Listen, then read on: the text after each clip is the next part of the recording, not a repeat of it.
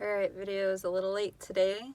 It's, sometimes life just brings us some curveballs and we just gotta handle them, and certain things go a certain way. So, here we are. Today's lesson. I'm Deb. I like to share things about the human experience to help others with their human experience. This is a very weird human experience, and any which direction you take for which resonates with you, it's all weird and it's all crazy and it's all insane, whether you're religious or Wiccan or scientific. And like, science has all different kinds of ways too, and religion all different types of ways, even though witchcraft has all different types of ways. So it's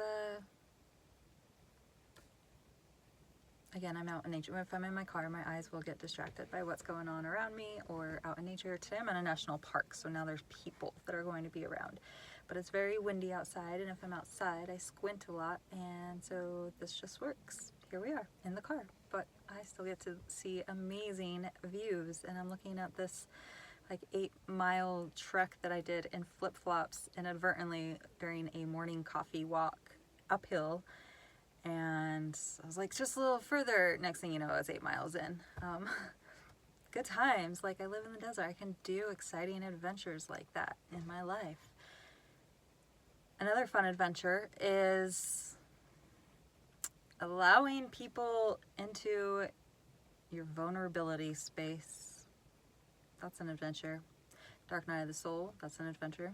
Let's talk about Dark Night of the Soul. People have asked about that. Dark Night of the Soul, what is it? It's like depression. So if you feel depressed, it's just a dark night of the soul.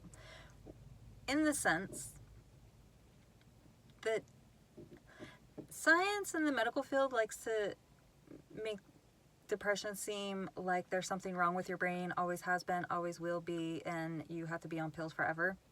But that's not the case. And not really, because a lot of times they're like, oh, try these pills for a little while, see how you feel, we'll get you off of them.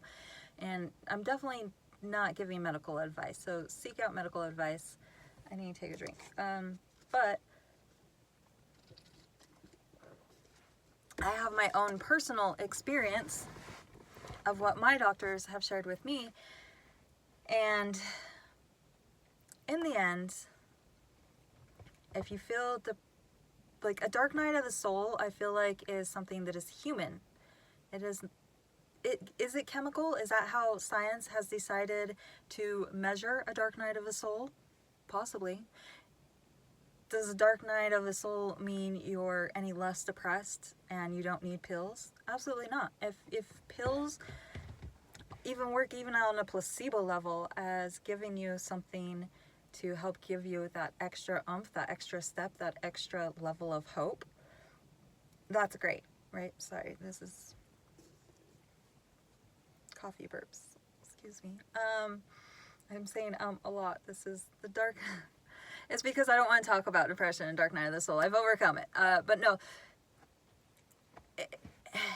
I would have called it depressive episodes. I would call myself bipolar and manic depressive, have ups and downs, in and out of getting pills, never actually staying with the pills. Well, that's not true. There's times, but just pills weren't for me, even though like there were times I was so desperate, and that's what they tell you to do is, you can't give up until you've tried everything. So many times I've tried different pills, not pills. I would try pills and be like, well, now I'm more motivated to try a more natural route, so I would take that. And then there would be times that I'd come out of the depressive episode. I'm like, oh, I found the secret of life. I'm not depressed anymore. I never was depressed. I never needed pills. I just needed to remove this certain situation out of my life. And that's true, as that may be true, but sometimes the pills give you a nice baseline to calm down the storm long enough for you to think straight enough to decide what you need to kick out of your life, right? So medication can absolutely be helpful. There's also a lot of natural ways, and as always, what is your eating, exercise, nature, creative, laughter, like what does that side of your life look like? Because if you're feeling depressed, those are the boxes that I suggest you start with, right? And finances, let's screw finances, screw stability, screw can you pay the rent this week, screw going to the grocery store knowing you can't buy what do you decide to spend your last dollars on, when like you're used to buying whatever you want. Like that's the dark night of the soul. Feeling low, feeling like you failed, feeling like there's nobody that understands where you're at, and there's nobody that could possibly give you that right piece of advice to help you climb out of where you are. That's it. That's the dark night of the soul. There's a lot more to it, but that's a very simple version. And so this goes in waves though, and the more that you understand it's going to go in waves, the more you can understand you're going to come out of it. Like if you are a person that has suicidal tendencies or just depressive episodes, it's the more you give yourself compassion, the more you get practice at understanding these emotions. And on one hand, they kind of get worse, but on the other hand, you get stronger at knowing how to handle them. So it's getting really hot and sweaty in here. There's too many people around. It'd be too windy and noisy if I roll down the windows or turn on the AC. So we're going to try and make this fast. I guess we're just talking about the dark night of the soul. Once I learned about the spirituality of depression, it really gave me a lot of strength and courage to go through it. And I feel like in the religious world, if you're a religious person, I feel like there's a lot of scriptures that can help you get through it as well. And a dark night of the soul, I could equate to, I call it that instead of depression, but depression, they're both the same thing, right? Depression could mean deep rest. You are depressed, down. And dark night of the soul is your soul's under the ground. So it's like, think of yourself as a little seed and you're being planted. I'm sure you've heard this analogy before. You're just a little seed being planted in the darkness. And even though there's nothing going on up top, there's a lot going on down here. So much going on down here. Like a flower and a seed can't just bloom. I think a bamboo tree grows like 5 or 9 years underground or something before it shoots up in the air. I think it's 5 years and then all of a sudden grows like 9 feet all at once, 19 feet, I don't know. But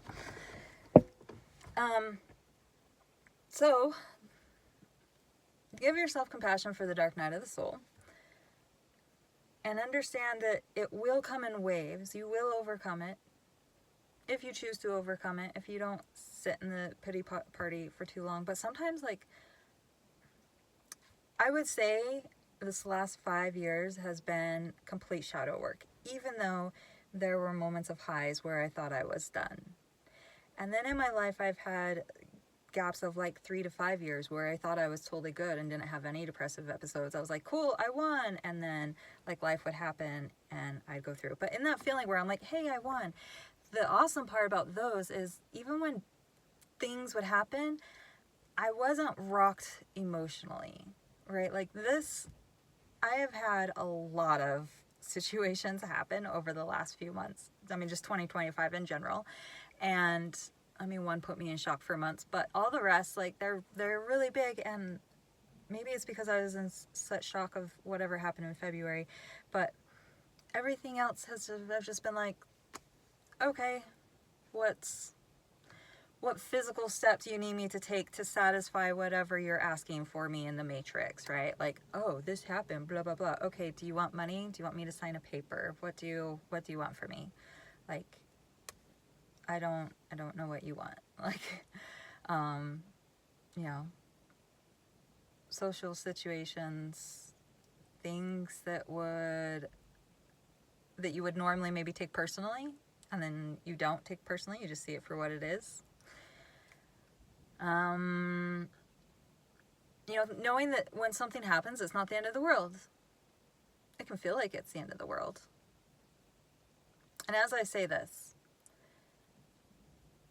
I have been responsible, I have 2 kids, but I've only been responsible for raising one of them. By the time he was 15 years old, we had lived in 13 different places. I'm not sure if that attests to resilience, or maybe just a lot of really bad decisions, but it's like they were all good decisions. They were all trying to just make life better. They were all stepping stones, and in the moment it always felt like it was the very next step to the end all be all. And now looking back, I was like, wow, that was 13 steps to the end all be all, and I know I'm still not at the end all be all. Like, we've been where we're at for 2 years, and it's really great, but going forward, it's only a matter of time before we both outgrow that place and move on. So it's just really interesting how we can get so caught up in the moment, and next thing you know, 2 decades have gone by. 2 decades. Have you ever made a choice 2 decades ago and then still been held accountable for it, even though you've done everything you can to erase it from your shadow and your past, and you can't? Anyways, so Dark Night of the Soul, I probably would talk a lot more on it. I am getting way too hot and sweaty in this car. Maybe.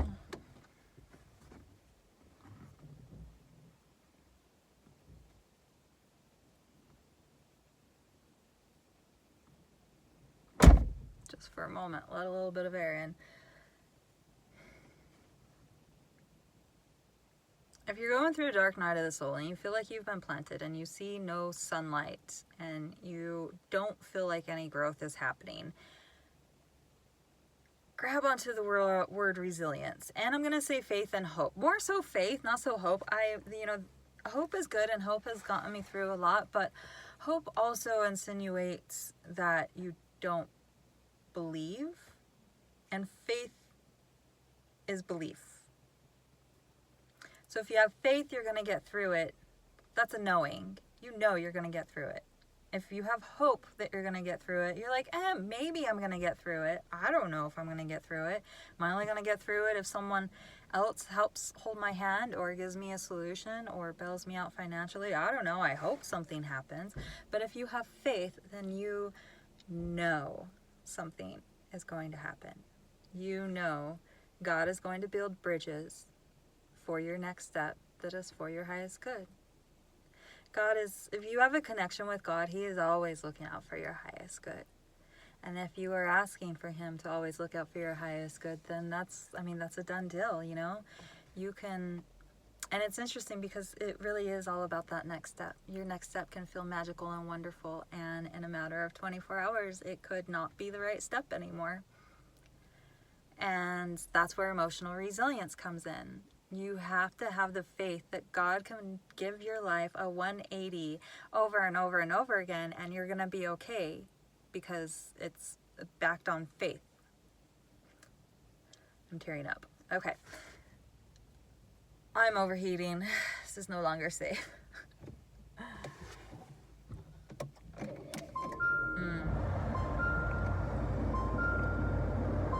I am Deb. I share my human experience